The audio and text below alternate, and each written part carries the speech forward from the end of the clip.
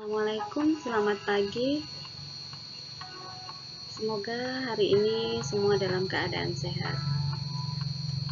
Baiklah, kita bertemu kembali dalam pelajaran marketing kelas 10 bisnis daring pemasaran. Jangan lupa sebelum kita melanjutkan pembelajaran ini untuk mengisi absen di Google Classroom. Pada kesempatan hari ini, Ibu akan menjelaskan mengenai segmentasi pasar. Tetapi, sebelum kita memasuki materi tersebut, maka Ibu akan menjelaskan terlebih dahulu tentang kompetensi dasar dan indikator yang akan kita pelajari dalam segmentasi pasar. Adapun kompetensi dasar, yang pertama adalah menganalisis segmentasi pasar. Yang kedua, menentukan segmentasi pasar. Adapun indikator pencapaian kompetensi, yang pertama adalah menganalisis segmentasi pasar, yang kedua menjelaskan segmentasi pasar, dan yang ketiga menentukan segmentasi pasar, yang keempat mendemonstrasikan segmentasi pasar.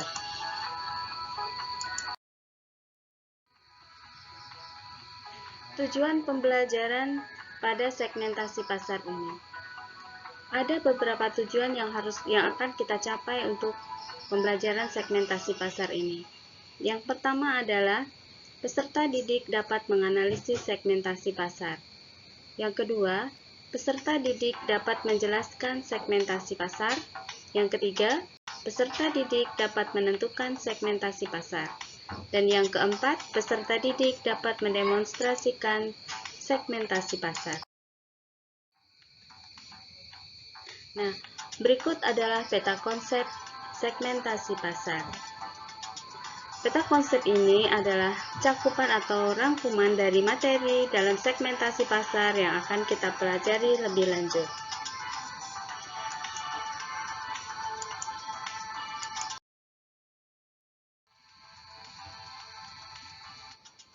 Pengertian segmentasi pasar. Agar lebih memahami apa arti segmentasi pasar, maka kita bisa merujuk pada pendapat beberapa ahli berikut. Yang pertama adalah menurut Pratt and Farrell. Menurut Pratt and Farrell, market segmentation adalah suatu sistem membagi market ke segmen-segmen pelanggan potensial dengan kesamaan karakteristik yang memperlihatkan terdapatnya kesamaan tingkah laku konsumen. Yang kedua, menurut Philip Kotler dan Gary Armstrong. Menurut Philip Kotler dan Gary Armstrong, pengertian segmentasi pasar adalah pembagian sebuah market menjadi beberapa kelompok pembeli yang berbeda. Dan yang ketiga adalah menurut Swasta dan Handoko. Menurut Swasta dan Handoko, pengertian segmentasi pasar adalah aktivitas membagi-bagi market yang memiliki sifat heterogen ke dalam satu satuan market yang bersifat homogen.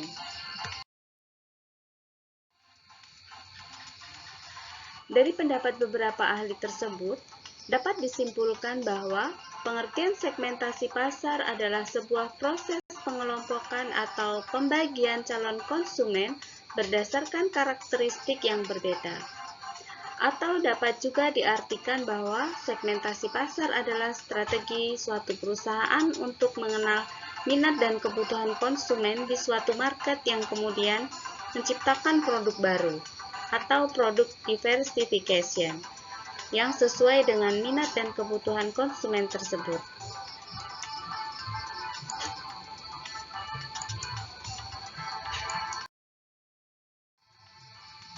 Tujuan pembagian pasar. Tujuan dari pembagian pasar adalah untuk meningkatkan volume penjualan. Pembagian konsumen bermanfaat untuk mengetahui kebutuhan dan keinginan mereka dan dapat memungkinkan pelaku bisnis untuk mengembangkan produknya dengan biaya yang lebih rendah. Berikut adalah beberapa tujuan segmentasi pasar. Yang pertama, yaitu memudahkan dalam membedakan pasar. Maksudnya di sini adalah salah satu kesulitan perusahaan dalam proses pemasaran produk adalah Keadaan pasar yang sifatnya heterogen di mana minat dan selera konsumen yang sangat beragam dan terus berkembang. Dengan mengelompokkan konsumen yang sifatnya homogen, maka perusahaan akan lebih mudah memahami kebutuhan dan minat konsumen.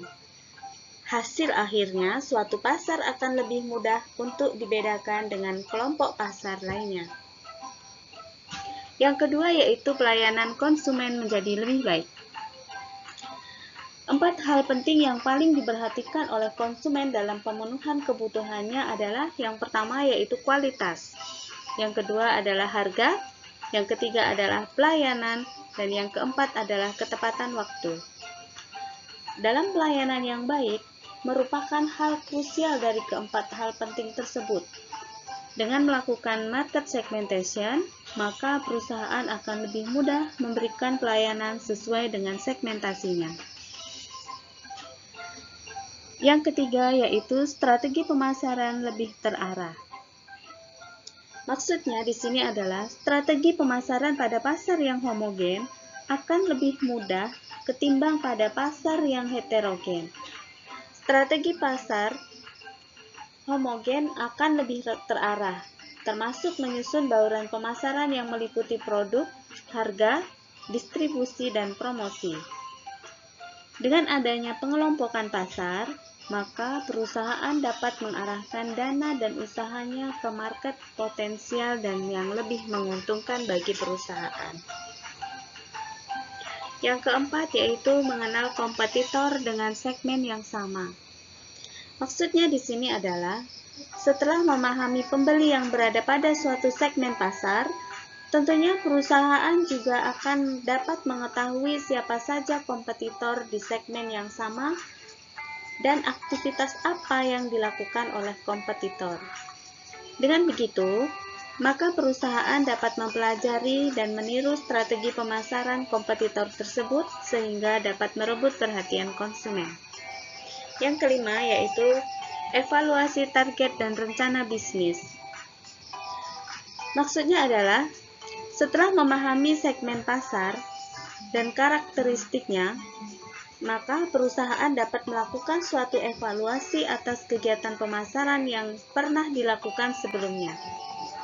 Dari sini, perusahaan akan bisa mengetahui strategi pemasaran telah sesuai dengan karakteristik pasar, sehingga bisa menjadi acuan untuk perencanaan bisnis selanjutnya.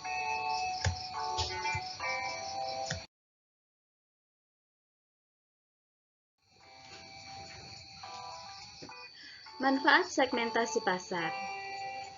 Segmentasi pasar dilakukan bukan tanpa alasan.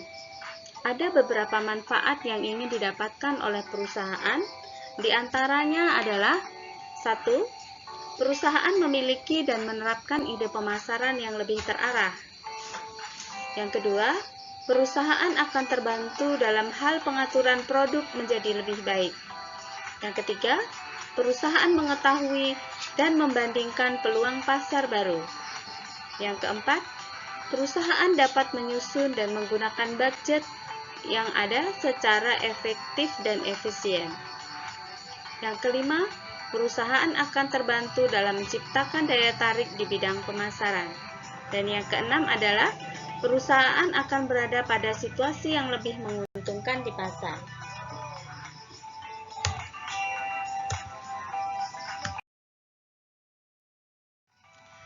Syarat segmentasi pasar. Berikut ini adalah beberapa syarat segmentasi pasar yang efektif. 1. Dapat diukur atau measurable.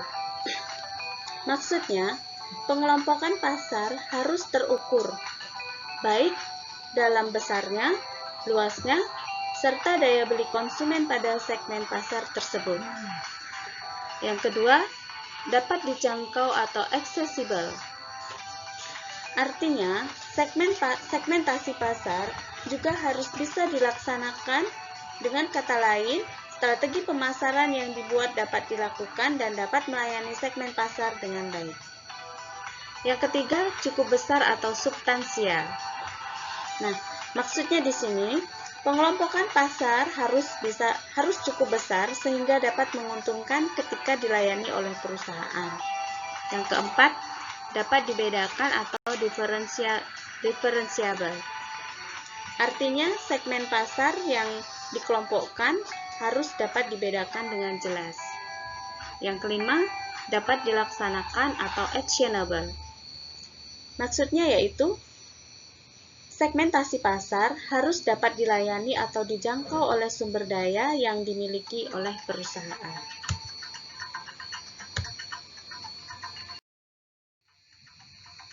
Dasar segmentasi pasar. Dalam melakukan segmentasi pasar, kita dapat merujuk pada beberapa dasar pelaksanaannya. Adapun beberapa dasar segmentasi pasar adalah sebagai berikut. 1. Yaitu demografis. Demografis yaitu dasar pengelompokan pasar berdasarkan demografis yang meliputi seperti jenis kelamin, usia, pendidikan, penghasilan, pekerjaan, agama, ras, dan lain-lain. Geografis. Geografis yaitu dasar pengelompokan pasar berdasarkan aspek geografis yang meliputi seperti lokasi atau daerah, wilayah, iklim, kepadatan penduduk, dan lain-lain. Yang ketiga yaitu psikografis. Psikografis yaitu dasar pengelompokan pasar berdasarkan ciri-ciri kepribadian yang meliputi kepribadian, kelas sosial, dan gaya hidup. Prosedur melakukan segmentasi pasar. Dalam mengidentifikasi segmentasi pasar, ada 3 tahap prosedur yang harus dilakukan, yakni yang pertama yaitu tahap survei. Pada tahap ini dilakukan wawancara kepada target segmen pasar untuk mendapatkan pemahaman terhadap sikap, motivasi, dan perilaku konsumen. Wawancara bisa dalam bentuk kuesioner, di mana data kuesioner yang terkumpul bisa dijadikan informasi atas atribut-atribut yang dibutuhkan. Yang kedua, yaitu tahap analisis. Di tahap ini, data yang mengandung variabel-variabel berkorelasi tinggi dibuang.